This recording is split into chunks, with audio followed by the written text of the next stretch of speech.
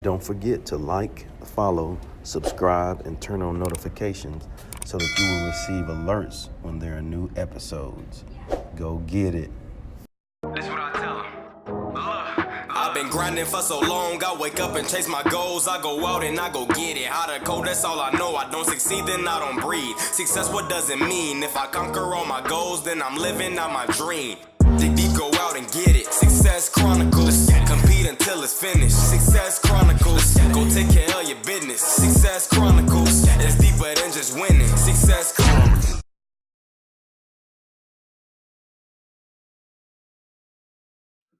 Hey, what's up, everybody? This is Chip Baker coming to you with another episode of the Success Chronicles. And today we have Nadia Noel-Anglade with us. Awesome lady that's been involved in people, sales, and business development throughout her life. And she calls herself the people nerd. but so thankful to have her on this episode of the Success Chronicles. So thank you so much. No, thank you. It's an honor to be here. Yes, yes. Well, let's dive into it. Talk to us about your life story. Tell us where you're originally from and Yes. kind of how you got to where you are now, if you don't mind. So I was born and raised in Trinidad, West Indies, also known as Trinidad and Tobago. But even though I was born and raised there, Chip, to be quite honest, my spirit, my body always belonged overseas. As a little girl growing up, I used to stare into the clouds and imagining where people were in the world, like what it looked like, if there were any other people on the face of the earth except the people who I knew. And I would do that for hours. And the opportunity came as I grew up to move to New York. And that was a very big deal for me because I've always seen that on TV. But my life story started with just a young girl who went through a lot of traumatic events in terms of criticism just because of the color of my skin. Yeah. And I had to deal with that growing up. People think that because you're from the Caribbean that there are no prejudice, but there's a lot of prejudice that like runs through the islands. But I was critically scarred with that, and I had a touch of death. Like I guess I won't even say a touch of death, but I would say I danced with death when I was a baby. I danced again with death when I was between 7 and 8 years old. And moving to New York, I thought it was over, seeing death in my face again. And that last time literally almost took my life for good when I got hit by a car crossing the street. So my life story is about really a young girl's dream overcoming a lot of criticism because of something that I could not possibly change, which is my skin, and then going into a society that didn't know me but actually embraced me, and so it just moved forward from them. I felt that the 3 times where my life was almost taken, I kept getting spared to come back to do something, and that was to help people. And I don't know, because every single time, if you hear every single instant, you're like, wow, I don't even know how you made it through that. But I live to help people, and that's why I call myself the people nerd. But from there, it just went up. It just went up to, becoming very successful at everything I put my hands to, even though there was a lot of hardships involved. And, I made it a goal to start changing my social circles as I got older. And that's really what helped me to progress in life. Really. That's big. Your environment plays a huge part in your Yes. growth. Yes. So, there's one thing I really like about kind of what you said, as far as, you're just about helping people. I think it's very fulfilling when we can take the things that we've been blessed to experience in our life and use those experiences to help others. Yes. Yes. And I think the reason why I've gone through that is because obstacles, hardships, any type of trials, what it does, it refines you. And when you haven't gone through those things, it is a real test, to yourself and to your life. Like, can you overcome these things and still live? Because the thing is, and I just did a presentation about this recently, I didn't want to live.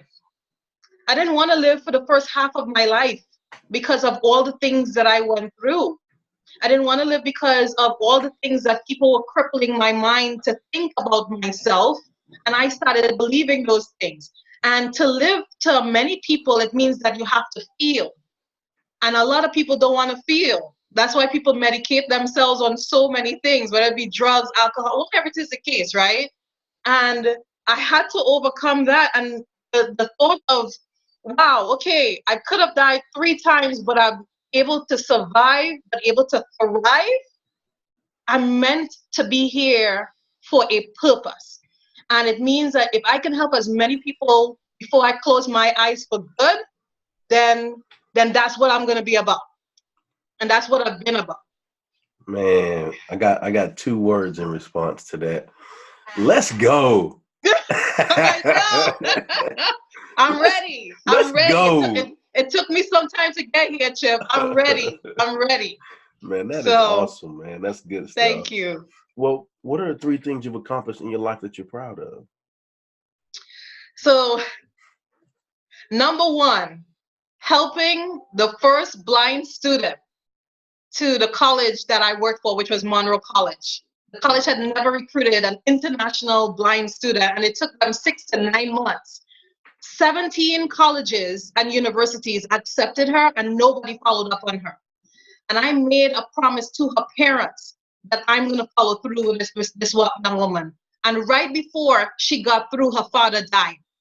Right before I got her to the States. And I told her, I said, listen, I am so sorry your dad died, but this is what he was living to see. So you can't stop now. And we did it.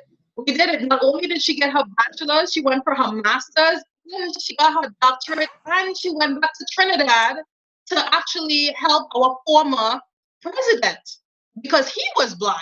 Do you see that? So that's number 1. The other one is when I was in management, I opened up opportunities for people's lives. For example, if somebody never made more than $9, I was able to help them to make double that, or created promotional opportunities for them to elevate themselves. Or this one gentleman who lost his job, and I was able to put him, instead of him, going from 60,000 to $8 an hour, I was able to put him back to 60,000+, and then he kept on getting promoted over the years at the company I placed in him. So those instances were, again, my second successes. The last one, the one I was running from for years, it just happened, which is me starting my own business. Instead of making millions of dollars for other companies and building their legacy, I am finally building my own legacy for a change, and it feels great. And those are definitely 3 things to be proud of. Yes. And like you said, being a people person, it was really cool when I interview people and I say things that ask them things that they're proud of, and they really don't say anything about them.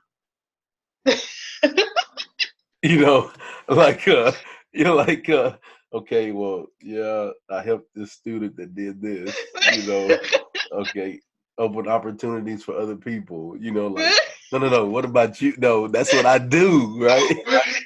It's my life, though. Yeah. It's my life, so that's all I could speak to. That's awesome, man. That's awesome. Well, what is your definition of success? So, and this is different for everybody. For me, Chip, everything that I have ever dreamed of doing so far, I have done in this life. It may have taken me a little bit longer.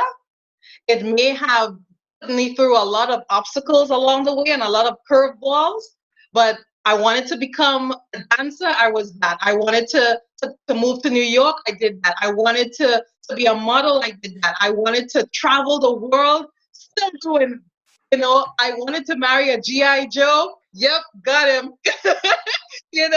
So there's a lot of things.